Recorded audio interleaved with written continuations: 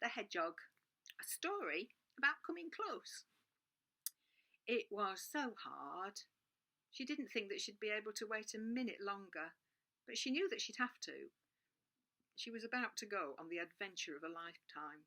Well, that's what she'd been told. She'd heard it all before.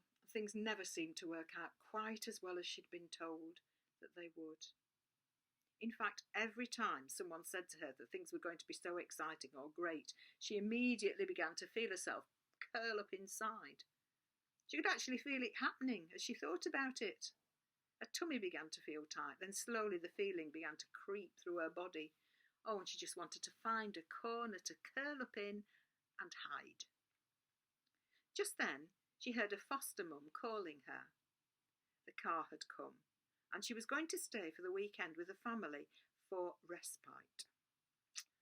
She wasn't sure who was more eager for her to go, a foster mum or the cat that she really couldn't stand and that she was always threw out of her room if it got in.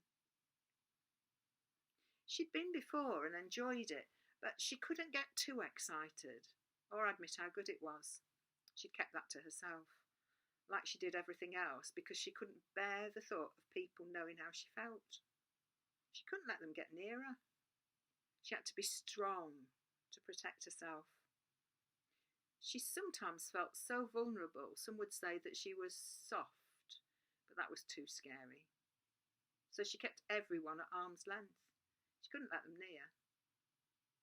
And she didn't know if respite would be any good this time. And oh dear, her tummy was tightening. Deep breaths. And off she went down the stairs, carrying her bag and a few bits. When they arrived, they were met by the smiling Tom, a very big dog, and the smell of something that made her mouth water. Oh, you're just in time. I'm just going to walk Bertie. Do you want to come? She so much wanted to go, but that creeping feeling was starting in her tummy and she heard herself saying, no. Okay, said Tom. Let's find your room and take your bags up. And they did. Something to eat? No. Watch TV with us? No. And so it went on. Later, when everyone had gone to bed and all was quiet, she realised that she was hungry. She slipped out of bed and tiptoed downstairs. Bertie was asleep, but as she passed, he opened one eye and his tail began to twitch and then wag, which almost brought a smile to her face. She held her finger to her mouth, moved carefully towards the fridge, and then she noticed a plate with a big, yummy-looking sandwich and cake on the table, and a message that said, "Thought you might be hungry. Enjoy." She tucked in and drank the glass of juice too. Then she crept past Bertie and heard a snuffling noise. The hedgehog that had been asleep all day in its pen was rooting around. She put her hand out to feel its spines, but it curled up tightly into a ball.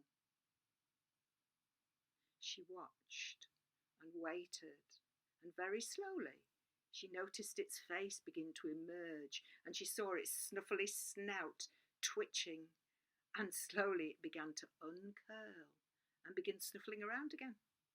Once more she tried to touch it. No good. It curled up again. And again. She felt sad.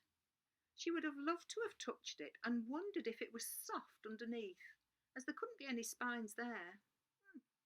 Anyway, she went back upstairs, got into bed, and was soon fast asleep. The next morning, Tom said, did she want to take Bertie for a walk before anyone else was up? To her surprise, she didn't say no, and so they grabbed a couple of bananas and set off down to the valley. They walked along beside the river. Bertie was in the water and out again. They were throwing stones, crossing stepping stones, and further on stopped, and looked at the shape of stones built into the river. Tom explained that it used to be a working place many years ago. They talked about the hedgehog, how it had been rescued from a bad situation, so curled up to protect itself lots. But it was getting better as they looked after it and it felt safe. She wished she could feel safe and protected. Or she did sometimes, but was never quite sure. Then they saw what looked like the top of a shield in the stones across the river. They wondered why it was shaped like that and carried on their walk, talking about shields and keeping safe. Later, as they walked back, she was looking for the shield in the river but couldn't see it, and then there it was. But from this side it wasn't a shield. Now it looked like the top of a love heart. Oh, wow. That's it, she thought. The best shield of all is love, and to know that you are loved.